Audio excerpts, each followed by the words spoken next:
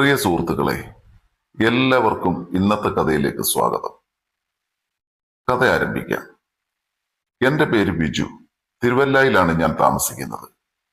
അച്ഛൻ Rajan കൊല്ലത്തൊരു spare parts കട നടത്തുന്നു. അച്ഛന്റെ കുടുംബം കൊല്ലത്താണ്. അച്ഛൻ അച്ഛന്റെ കുടുംബ വീട്ടിലാണ് താമസം. മാസത്തിൽ 3-4 ദിവസം തിരുവല്ലയിലെ വീട്ടിൽ വന്ന് നിൽക്കും.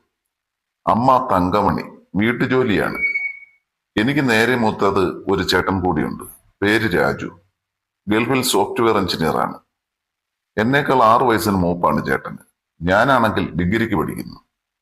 അങ്ങനെ ഇരിക്കെ ഒരു ദിവസം, ബിജു ബിജു എഴുന്നേൽക്ക്. അമ്മ എന്നെ കുലുക്കി വിളിച്ചു. ഞാൻ മനസ്സില്ലാ മനസ്സോടെ എണീറ്റു.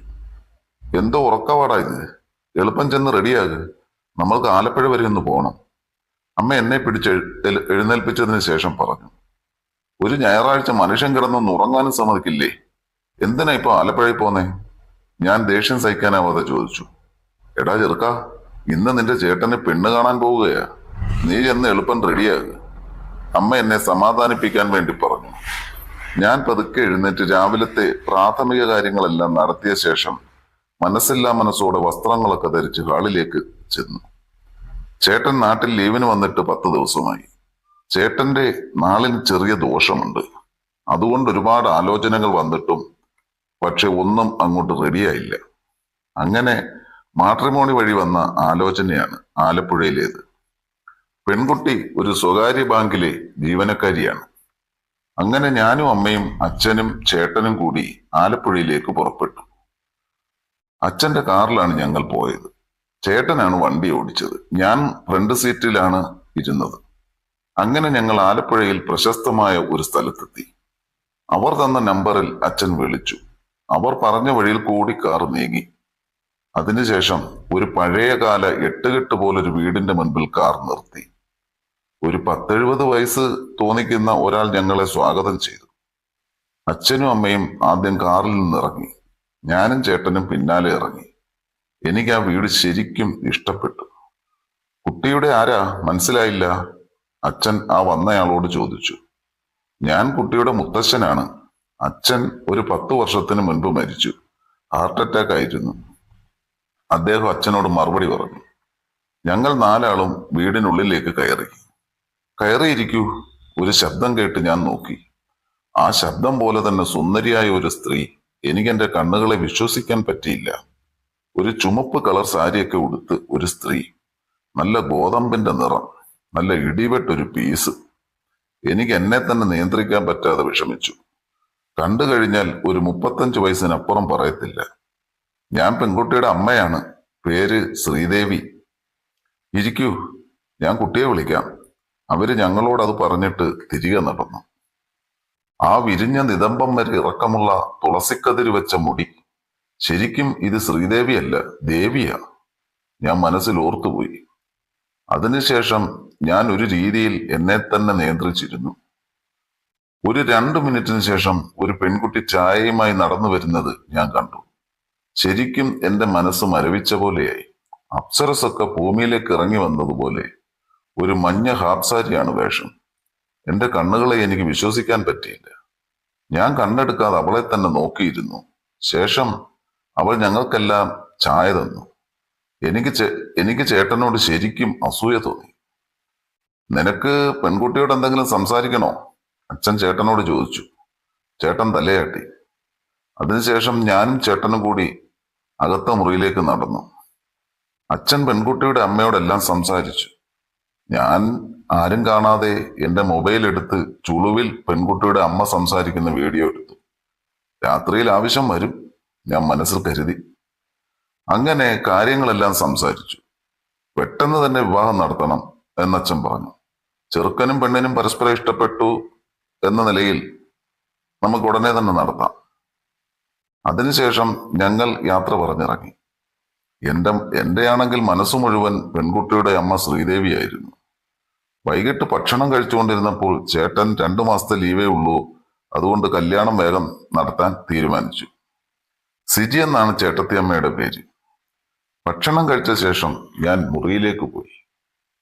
ശേഷം ഫോണിൽ ഞാനെടുത്ത ശ്രീദേവിയുടെ വീഡിയോ ഒന്ന് എടുത്തു നോക്കി. എന്ത് രസമാണ് ആ സ്ത്രീയെ കാണാൻ.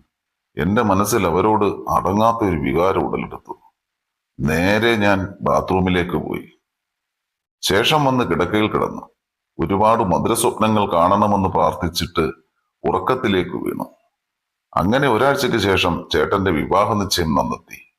അധികം ആരെയും വിളിക്കാതെ ബന്ധുക്കളെയും ഫാമിലി ഫ്രണ്ട്സും കൂടി ഒരു 10-40 പേരെ വിളിച്ച് ചെറുതായി ചേട്ടത്തിയുടെ വീട്ടിൽ വെച്ച് ഒരു മോതിരമാറ്റം അങ്ങ് നടത്തി. അതിനുശേഷം 14 ദിവസത്തിന് ശേഷം കല്യാണ ഡേറ്റും എടുത്തു. മോതിരം മാറൽ ചടങ്ങ് ചേട്ടത്തിയേക്കാളും എനിക്കിഷ്ടപ്പെട്ടത് ചേട്ടത്തിയുടെ അമ്മ ശ്രീദേവിയായിരുന്നു. അവരുമായി സംസാരിക്കുകയും ചെയ്തു. ചേട്ടത്തിക്ക് തിരുവല്ലയിലുള്ള ബ്രാഞ്ചിലേക്ക് സ്ഥലം മാറ്റവും കിട്ടി. ഈ 14 ദിവസം കൊണ്ട് ഒരു രീതിയിൽ ഞങ്ങൾ കല്യാണവും വിളിച്ചു തീർത്തു. അങ്ങനെ ചേട്ടന്റെ കല്യാണ ദിവസം വന്നെത്തി. എന്റെ റിലേഷനിലുള്ള ഒരുപാട് പീസുകൾ കല്യാണത്തിന് വന്നെങ്കിലും ആരെയും ഞാൻ ശ്രദ്ധിച്ചില്ല. എന്റെ ശ്രദ്ധ മുഴുവൻ ശ്രീദേവിയിലായിരുന്നു. ശേഷം പെണ്ണുമായി ഞങ്ങൾ വീട്ടിലേക്ക് തിരിച്ചു. ദിവസങ്ങൾ കരിയില പോലെ പൊഴിഞ്ഞുപോയി. അങ്ങനെ ചേട്ടൻ തിരിച്ച് ഗൾഫിലേക്കും പോയി. ചേട്ടത്തി തിരുവല്ലയിൽ തന്നെയുള്ള ബാങ്കിന്റെ ബ്രാഞ്ചിൽ ചാർജ് എടുത്തു. ചേട്ടത്തി കല്യാണത്തിന് ശേഷം അടിമുടിയൊന്നും മിനുങ്ങി. എപ്പോഴും സാരി മാത്രമേ ഉടുക്കൂ. ഞായറാഴ്ചകളിൽ വെളിയിൽ പോകുമ്പോൾ ചേട്ടത്തിയെ നാട്ടുകാർ നോക്കുന്ന ആ നോട്ടം കണ്ട് ഞാൻ അതിശയിച്ചു. എങ്ങനെ നോക്കാതിരിക്കും? അത്രയ്ക്ക് സ്ട്രക്ചർ അല്ലയോ ചേട്ടത്തിക്ക്. എനിക്ക് ചേട്ടനോട് അസൂയ കൂടി. അങ്ങനെ ഇരിക്കെയാണ് എന്റെ അച്ഛന്റെ അമ്മ മരിച്ചത്. കൊല്ലത്ത് അച്ഛന്റെ തറവാട്ട് വീട്ടിലാണ് അമ്മുമ്മ. ഞങ്ങളെല്ലാവരും മരണത്തിന് പോയി. അടക്കമെല്ലാം കഴിഞ്ഞപ്പോൾ വൈകുന്നേരം കഴിഞ്ഞു. എല്ലാവരും തറവാട്ട് വീട്ടിലുണ്ട്. കൂട്ടത്തിൽ ചേട്ടത്തിയുടെ അമ്മ ശ്രീദേവിയും. എല്ലാവർക്കും 16 കഴിയാതെ പോകാൻ പറ്റില്ലല്ലോ. പക്ഷേ ചേട്ടത്തിയുടെ അമ്മയ്ക്ക് അന്ന് തന്നെ പോകണം. കാരണം വീട്ടിൽ പശുവുണ്ട്. അതുകൊണ്ട് അച്ഛൻ എന്നോട് പറഞ്ഞു, "യാ, നീ ചേട്ടത്തിയുടെ അമ്മയെയും കൊണ്ട് പൊയ്ക്കോ. അതിരാവിലെ ഇങ്ങ് വന്നാൽ മതി." ഞാൻ മൂളി. എനിക്കെന്തോ സ്വർഗം കിട്ടിയ സന്തോഷമായിരുന്നു. ഞാനത് പുറത്ത് കാണിച്ചില്ല. അങ്ങനെ ഞാൻ ബൈക്കിൽ എന്റെ സ്വപ്നറാണിയെയും കൊണ്ട് അവിടെ ആലപ്പുഴയിലേക്ക് യാത്രയായി. ബൈക്കിൽ യാത്ര ചെയ്തപ്പോഴുള്ള ആ സ്പർശന സുഖം എന്നെ ഏതോ ലോകത്തിലെത്തിച്ചു. അവർ ബൈക്കിൽ എന്നോട് ചേർന്നാണ് ഇരിക്കുന്നത്. അവർക്കൊരു ചമ്മലുമില്ല. എനിക്കാണെങ്കിൽ ആകെ തരിച്ചു നിൽക്കുവാണ്. അങ്ങനെ ഞങ്ങൾ വീട്ടിലെത്തി. "മോൻ ഇന്ന് ഇവിടെ കിടന്നോടാ, നാളെ ഇവിടുന്ന് അങ്ങ് പോകാം," ശ്രീദേവി പറഞ്ഞു. "ശരിയമ്മേ," ഞാൻ പറഞ്ഞു. ഞാൻ അകത്ത് കയറി TV ഓൺ ചെയ്ത് കണ്ടുകൊണ്ടിരുന്നു. വരുന്ന വഴിയിൽ ഹോട്ടലിൽ കയറി ആഹാരം കഴിച്ചിരുന്നു. "ഞാൻ പോയി പശുവിനെ അഴിച്ചു കെട്ടി കുളിച്ചിട്ട് വരാം," അമ്മ പറഞ്ഞു. ഞാൻ മൂളി. കുളിയെല്ലാം കഴിഞ്ഞ് അമ്മ വന്നു. എന്നോട് പറഞ്ഞു, "ദാ മോനെ, ബൈക്കിൽ ഇത്രയും നേരം ഇരുന്നത് കൊണ്ടാകാം, നടുവിനാണെങ്കിൽ ഭയങ്കര വേദന. മോനിച്ചിരി ബാമ്പുരുട്ടിത്തരാമോ? അമ്മയുടെ നടുവിന് എനിക്ക് കൈയെത്തുന്നില്ല." "അതിനെന്താ അമ്മേ, ഞാൻ പുരട്ടിത്തരാം."